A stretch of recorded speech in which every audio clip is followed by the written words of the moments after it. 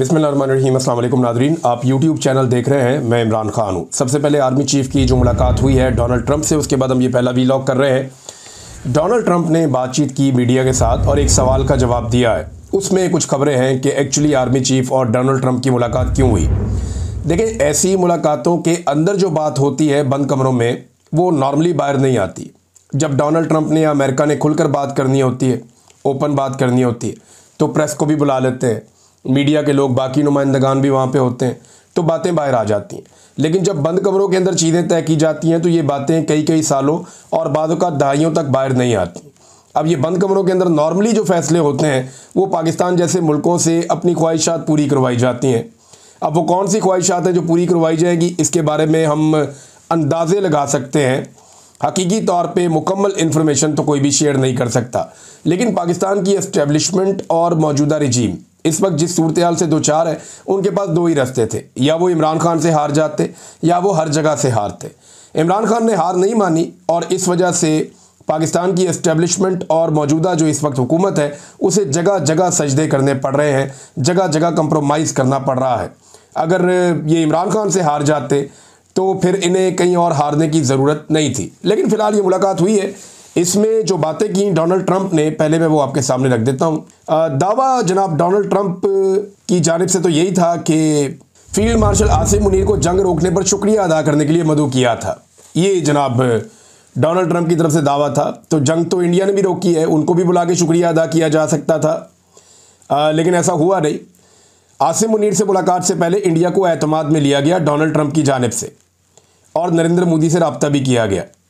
भारत इससे पहले ये खबर दे चुका है कि भारत को किसी किस्म की भी सालसी दरकार नहीं है कश्मीर के मसले पर, और डोनाल्ड ट्रंप ने इसके बारे में बाद में कोई बात भी नहीं की। भारत ने बड़ा क्लियरली ये कहा कि ठीक है, पाकिस्तान के साथ आप अपने मामलात कर लें, लेकिन जो कश्मीर का मामला है उस पर हम किसी किस्म की भी, चाहे अमेरिका है या कोई भी है, उसकी सालसी कबूल नहीं करेंगे। और ये स्टेटमेंट भारत के मीडिया ने दे भी दिया था, और डोनाल्ड ट्रंप ने बाद में उसके बारे में बात नहीं की। डोनाल्ड ट्रंप ने क्या बात की, ये इंपॉर्टेंट है। डोनाल्ड ट्रंप ने इंडिया पाकिस्तान कशीदगी के ऊपर बात की, और देखें ये तो कशीदगी अब ख़त्म हो चुकी है, वो मामला तब काफ़ी हद तक कंट्रोल है। दोनों ममालिक एटमी ताकत हैं, कोई भी नहीं चाहेगा कि इनके बीच में एक बड़ी जंग हो जाए। तिजारत की बात हो तो वो पाकिस्तान कितनी की तिजारत कर सकता है अमेरिका के साथ, और अमेरिका कितनी कर सकता है पाकिस्तान के साथ, तो वो भी कोई इतना बड़ा इंटरेस्ट नहीं है। हाँ, मादनियात के मामले में अमेरिका को बड़ा इंटरेस्ट हो सकता है, क्योंकि पाकिस्तान के पास बहुत कीमती मादनियात हैं। और यहाँ पे जो एक तकरीब थी अमेरिका में, उसमें आसिम मुनीर साहब ने ये कहा था अपने खिताब में कि अफ़गान जंग के दौरान अमेरिका ने खैबर पख्तूनख्वा और बलूचिस्तान का जियोलॉजिकल सर्वे कर रखा है। हम अमेरिका के साथ मिनरल्स पर बात करेंगे। अब ये मादनियात का कारोबार का मामला है, और ये आसिम मुनीर साहब ने एक्चुअली पहले भी ये बात की है, अमेरिका में भी ये बात की है। और अमेरिका को वैसे भी जो रेयर अर्थ मिनरल्स हैं उनके अंदर बड़ी दिलचस्पी है। अमेरिका ये चाहता है कि कीमती धातें उन्हें मिल जाएं और वो उनको इकट्ठा करके ले जाए। तो पाकिस्तान के अंदर ये कीमती धातें कुदरत ने बहुत सारी दी हुई हैं, और ये इस वक्त पाकिस्तान की एस्टेब्लिशमेंट की सोच है कि इसके ज़रिए से भी अमेरिका को राम किया जा सकता है। लेकिन ये चीज़ें तो पाकिस्तान वैसे भी करेगा।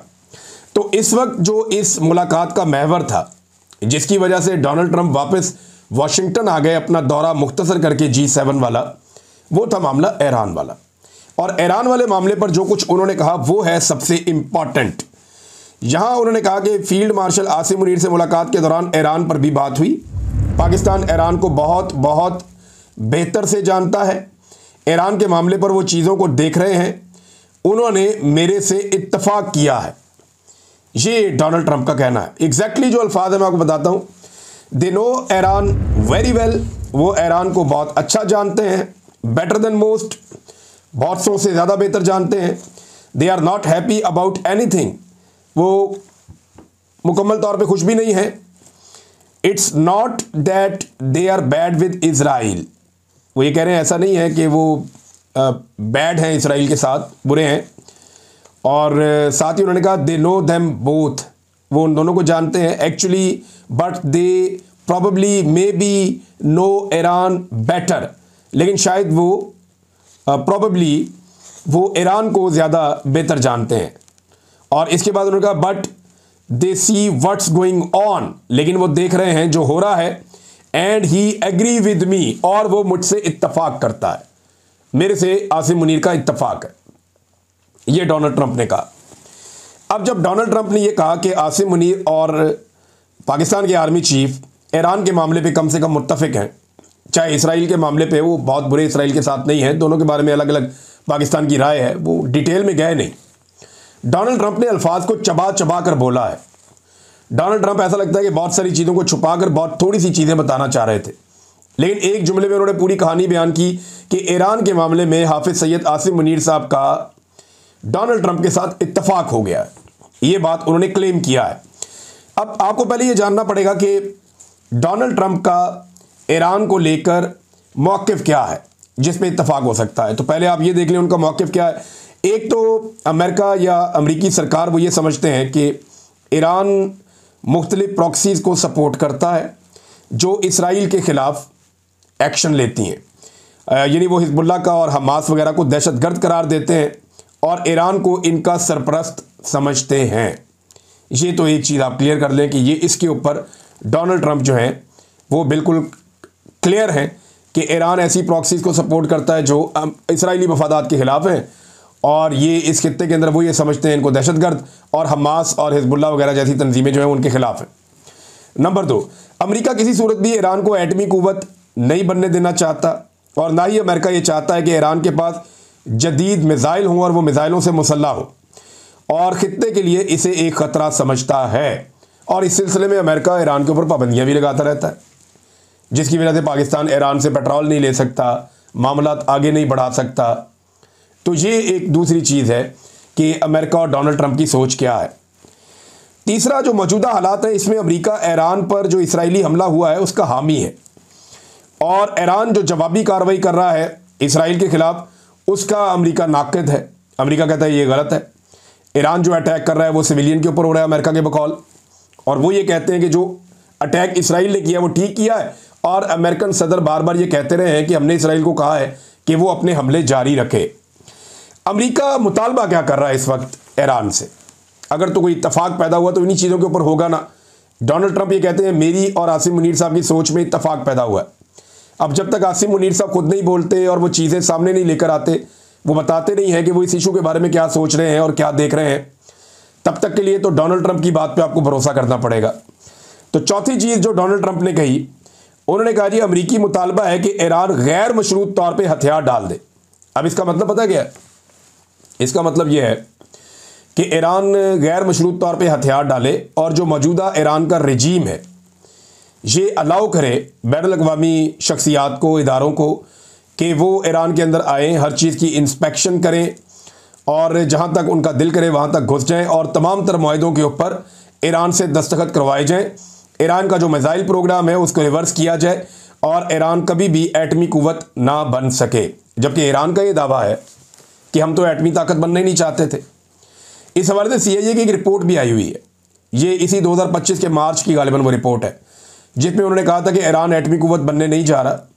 हाँ, ये ज़रूर है कि वो अपने प्रोजेक्ट्स के ऊपर काम कर रहा है, लेकिन ऐसी कोई रिपोर्ट नहीं है कि ईरान कोई एटमी धमाके करने जा रहा है। इस रिपोर्ट को अमरीकी हुकूमत ने मुस्तरद कर दिया था। तो क्योंकि अमरीकी हुकूमत को आइडिया था कि अब ईरान के साथ क्या होना है और क्या करना है, क्योंकि इसराइल एक एक करके तमाम चीज़ों से लड़ते लड़ते बिल आखिर वहाँ तक पहुँच गया था जहाँ से उसे ईरान के ऊपर अटैक करना था, और फिर ईरान के ऊपर अटैक हो गया। अब अमेरिका से उनका मुतालबा है कि गैर मशरूत तौर पर हथियार डाले, ये मैंने आपको बता दिया। अगर ऐसा नहीं होता तो अमेरिका ईरान में रजीम तब्दील करना चाहेगा, और ये बात जो है वो अब नेतन्याहू ने कहना शुरू कर दी है। देखिए, यहाँ पे जो भी बात कल को अमेरिका ने कहनी होती है वो कुछ अर्सा पहले नेतन्याहू कहना शुरू कर देता है, और उसके स्टेटमेंट के बाद हम देखते हैं कि आहिस्ता आहिस्ता अमेरिका उसी स्टेटमेंट के ऊपर आ जाता है। अब अमेरिका ईरान में अगर रजीम तब्दील करना चाहता है तो क्या वो अपने इस मकसद में कामयाब हो सकता है? देखें, अगर वो एक रजीम तब्दील कर देता है तो इसराइल के ऊपर से खतरा टल जाएगा। ये अमेरिका को भी लगता है और इसराइल को भी लगता है। आजकल रजीम चेंज के हवाले से रज़ा पहलवी साहब, साबिका वली अहद ईरान के, ये आजकल बड़े मुतहर्रिक हैं। इनकी वीडियोज़ भी आ रही हैं, इनके इंटरव्यूज़ भी आ रहे हैं, इनका एक स्टेटमेंट भी आया। उस स्टेटमेंट में आपके सामने रख देता हूँ कि रज़ा पहलवी ने क्या कहा। उन्होंने कहा, ईरानी सुप्रीम लीडर आयतुल्लाह ख़ामनेई ने कंट्रोल खो दिया है। मौजूदा हुकूमत निज़ाम का खात्मा करीब है, इस हुकूमती निज़ाम का खात्मा करीब है। हमने इब्तदाई 100 दिन की अबूरी हुकूमत और इसके बाद की कौमी जमहूरी हुकूमत के लिए तैयारी की हुई है। अफवाज इदारे निज़ाम का दिफा ना करें, ये रज़ा पहलवी ने कहा है। क्या ये सारा कुछ हो सकता है? अब ये वो बड़े सवाल आते हैं जिनका जवाब तो खुद अमेरिका के पास भी नहीं है। ईरान भी इस खित्ते में तनहा नहीं है। मुसलमान मुल्कों में से 21 मुल्कों ने बाकायदा एक बयानिया जारी किया है और मिलकर एलामिया जारी किया है। रशिया जो है वो अमेरिका को ख़बरदार कर रहा है कि इस जंग के अंदर आप ना उतरें। अगर आप अमली तौर पे इस जंग के अंदर आएंगे तो खित्ता जंग की लपेट में चला जाएगा और सूरत हाल बिगड़ जाएगी। यही बात जो है वो कमोबेश चाइना ने भी की है। तो क्या ये दोनों ममालिक ईरान की मदद को आ सकते हैं?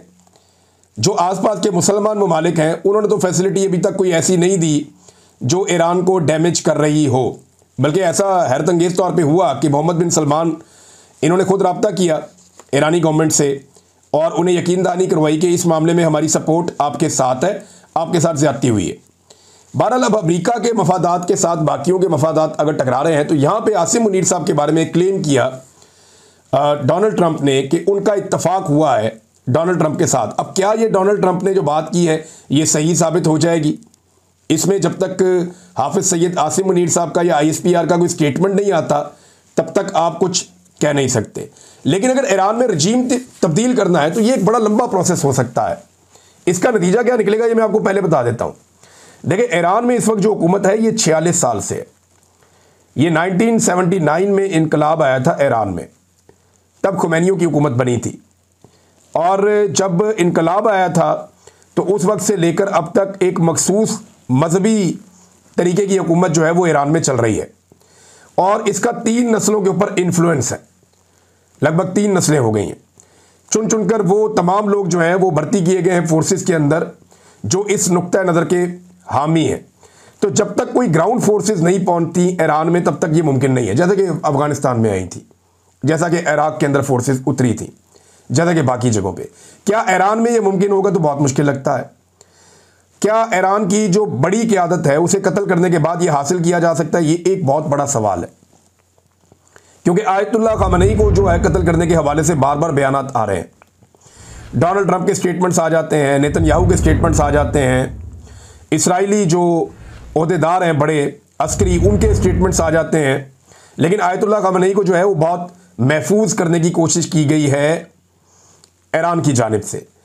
अब अमेरिका अगर इस जंग के अंदर उतरता है तो अमेरिका के पास कुछ ऐसे लेटेस्ट वेपन्स हैं जिनका बहुत ज़बरदस्त किस्म का जोर है।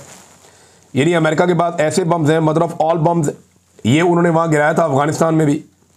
9000 kg से लेकर 13500 kg तक का वज़न है इन बमों का जो अमेरिका इस्तेमाल करता है।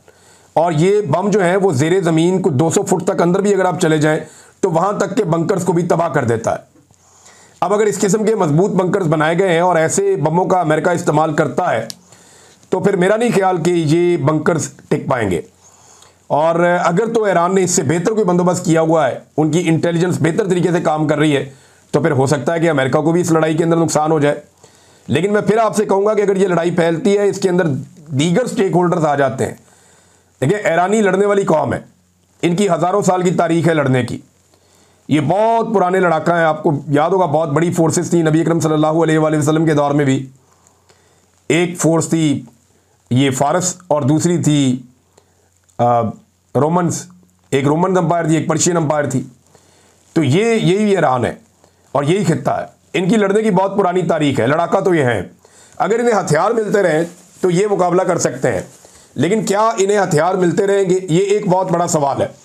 इसमें अगर चाइना या रशिया मदद करते हैं तो वो कौन से रास्ते इख्तियार करेंगे, इसके ऊपर हम फ्यूचर में बात करेंगे। लेकिन अगर ईरान के अंदर रजीम तब्दील भी किया जाता है तो जितनी बड़ी तादाद में मौजूदा रजीम के सपोर्टर्स हैं, ईरान में एक बदअमनी फैल जाएगी, ईरान के अंदर एक खाना जंगी लग जाएगी। जैसी खाना जंगी हमने शाम में देखी थी, जैसी खाना जंगी हमने इराक में देखी थी, जैसी खाना जंगी हमने लीबिया में देखी थी। और अगर वो सूरत हाल बन जाती है तो पाकिस्तान के लिए मुश्किल फिर बढ़ जाएगी। इससे पहले भी पाकिस्तान के हमसाया अफगानिस्तान के अंदर जितनी बदअमनी रही उसके नुकसानात पाकिस्तान में आते रहे और पाकिस्तान में दहशतगर्दी बहुत ज़्यादा बढ़ गई। और अब अगर दोबारा से ईरान में कोई इस तरह की चीज़ हो जाती है खुदा न खास्ता, तो पाकिस्तान के अंदर दोबारा से इसके असरात आएंगे। इनसे हम अवॉइड नहीं कर सकते। कुछ इतलात ये आ रही है पाकिस्तान ने ईरान की तरफ जाने वाले रास्ते अभी फ़िलहाल बंद किए हैं और आमदरफ्त को रोक दिया गया है। पाकिस्तान अमेरिका को क्या दे सकता है ईरान को लेकर, तो देखें जो सबसे इंपॉर्टेंट चीज़ होती है वो इंटेलिजेंस शेयरिंग होती है। क्योंकि देखें एक बात डोनाल्ड ट्रंप ने बार बार की है कि ईरान को सबसे बेहतर पाकिस्तान समझता है, ईरान को सबसे बेहतर पाकिस्तान जानता है, यानी पाकिस्तान की इंटेलिजेंस ईरान के बारे में सबसे बेहतर है। अगर तो ये बात डोनाल्ड ट्रंप के दिमाग में बैठ गई है तो पाकिस्तान में, आपको पहले भी ये कह रहा था कि पाकिस्तान से अमेरिका ये डिमांड कर सकता है कि हमारे साथ ईरान के मामले में इंटेलिजेंस शेयरिंग की जाए। पाकिस्तान की जो मौजूदा हुकूमत है वो पहले ही बहुत ज़्यादा आवाम की नज़रों में गिरी हुई है, उसके पास तो मकबूलियत है ही नहीं। अब एक ऐसी हुकूमत की मौजूदगी में अगर कुछ इस किस्म के इक़दाम हो जाते हैं तो फिर इस हुकूमत की मकबूलियत मज़ीद तबाह हो जाएगी। लेकिन इस हुकूमत को ये बात पता है कि मकबूलियत के बलबूते पे तो ये आइंदा 10 साल नहीं आ सकते। इन्होंने तो जब भी आना है वो इक़्तिदार में आने के लिए इनको एस्टेब्लिशमेंट की गोद में बैठ कर आना पड़ेगा। और एस्टेब्लिशमेंट भी ये फैसला कर चुकी है कि आप आलमी ताकतों को खुश रखें और किसी सूरत भी पाकिस्तान में अवामी इक़्तिदार की हामिल हुकूमत नहीं आने देनी, क्योंकि पाकिस्तान की अवाम इस वक्त एस्टेब्लिशमेंट के ख़िलाफ़ हो गई है। लिहाजा एस्टेब्लिशमेंट नहीं चाहेगी कि अवामी हुकूमत आए और उससे एस्टेब्लिशमेंट मज़ीद डैमेज हो जाए। नाज़रीन, अगर अमेरिका अमली तौर पे जंग में उतरता है, डोनाल्ड ट्रंप ने अभी खुलकर स्टेटमेंट नहीं दिया। एक अमेरिकी अखबार ने दावा किया कि डोनाल्ड ट्रंप ने फ़ौज को तैयार रहने का कह दिया है और ईरान के ऊपर हमला हो सकता है। अमेरिकी फ़ौज की तरफ से भी ये स्टेटमेंट आ गया है। उनके तर्जुमान उन्होंने ये कहा, जनाब कि अमन हो या जंग, दोनों के लिए डोनाल्ड ट्रंप के हुक्म का इंतज़ार है, हम पूरी तरह से तैयार हैं।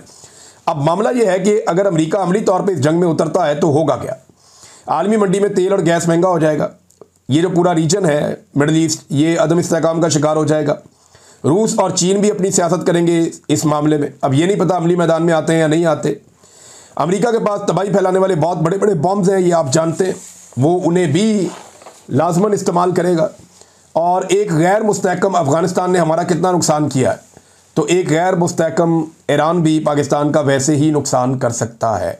नाज़रीन, एक बड़ा सवाल ये है कि क्या डोनाल्ड ट्रंप ने इमरान खान के बारे में कोई बात की होगी? तो अगर की भी होगी तो वो मंजर आम पे नहीं आ रही और अभी तक उसके बारे में किसी किस्म की कोई इन्फॉर्मेशन हमारे पास नहीं है। ओवरसीज़ पाकिस्तानियों ने बड़ी मेहनत की थी, डोनाल्ड ट्रंप को सपोर्ट किया था जो बाइडन की पार्टी के मुकाबले में, क्योंकि उन्हें लगता था कि जो बाइडन की पार्टी इमरान खान के ख़िलाफ़ है। लेकिन देखें, इंसानी हकूक़ के मामले पर अभी तक डोनाल्ड ट्रंप की हुकूमत भी खामोश है और इन्होंने ऐसा कुछ नहीं किया जिसकी पाकिस्तानी ओवरसीज़ ये तवक्को कर रहे थे। और उसका रीज़न ये है कि एस्टेब्लिशमेंट के पास हमेशा कुछ ना कुछ देने के लिए होता है। कभी मादनियात होती हैं, कभी खारजा पॉलिसी होती है, कभी कोई और सपोर्ट होती है।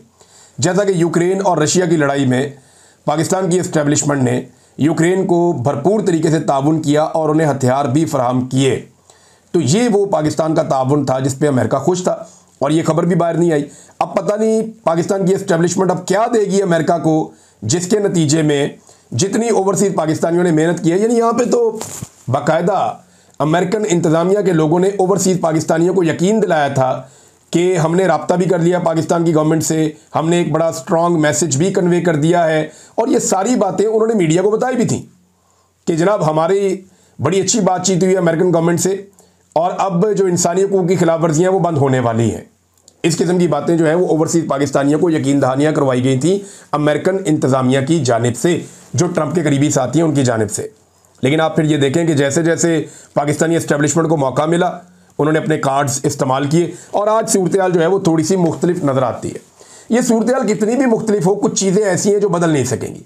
ये वो हक़ाइक़ हैं जिन्हें किसी सूरत नहीं बदला जा सकता। यानी पाकिस्तान में इस वक्त जो मौजूदा हुकूमत है वो जाली है, ये हकीकत है और रहेगी।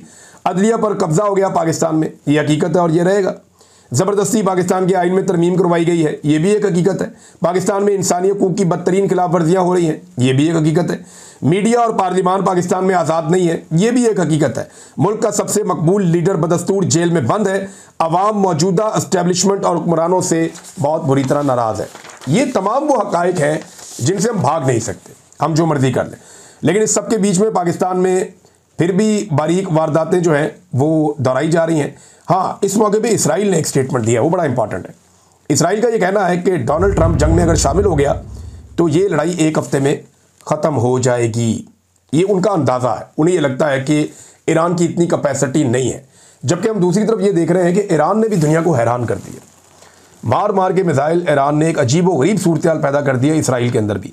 बार बार वहाँ पे सायरन बजते हैं, बार बार वहाँ पे आके मिसाइल्स गिरते हैं और इसराइली शहरी जो है वो बड़ी मुश्किल ज़िंदगी गुजार रहे हैं। उन्होंने कभी ऐसी सूरत हाल नहीं देखी। वो बंकर्स के अंदर छुपे हैं, कुछ लोग जो हैं वो समंदरी रास्ते से जा रहे हैं, कुछ लोग कोई और रास्ता इख्तियार कर रहे हैं। तो इसराइल के लिए भी ये एक अजीब और नई सूरत हाल है जिसका उन्होंने पहले सामना नहीं किया। शायद ईरान की ताकत को अंडर एस्टिमेट किया जा रहा था। ईरान का ये कहना है कि अब वो नए मिसाइलों का भी इस्तेमाल करेगा और उन्होंने ये भी कह दिया कि अगर अमेरिका ने हमारे ऊपर बराह रास्त हमला किया तो हम अमेरिका को भी तगड़ा जवाब देंगे। तो लड़ने के अंदर तो ईरानी कौम, आपको पता है, मैंने पहले आपको बताया कि उनकी हज़ारों साल की लड़ने की तारीख है। तो वो अब जब तक उनके पास हथियार रहेंगे वो अपने हथियारों को इस्तेमाल करते रहेंगे, वो लड़ते रहेंगे, लेकिन बगैर बड़ी ताकतों की सपोर्ट के वो इस लड़ाई को बहुत लंबा नहीं लड़ सकेंगे। अमेरिका ने कई मुल्कों में रिजीम तब्दील किया है और उसकी कोशिश ये है कि वो ईरान के अंदर भी रिजीम को तब्दील करे। अब देखते हैं आने वाले वक्त में क्या होता है। चीज़ें आपके साथ हम शेयर करते रहेंगे। ये वो तमाम हक़ाइक़ हैं जो मैं आपके सामने रखना चाहता था। एक चीज़ और भी है, पाकिस्तान में एक बारीक वारदात पे काम हो रहा है। मैंने पहले भी आपको बताया था। ये वीलॉग लंबा हो गया, मैं आपको बता नहीं पाया। नेक्स्ट वीलॉग में ज़रूर मैं आपको बताता हूँ कि ये बारीक वारदात क्या है। अब तक के लिए इतने, अपना ख्याल रखिएगा, अपने इस चैनल का भी। अल्लाह हाफ़िज़।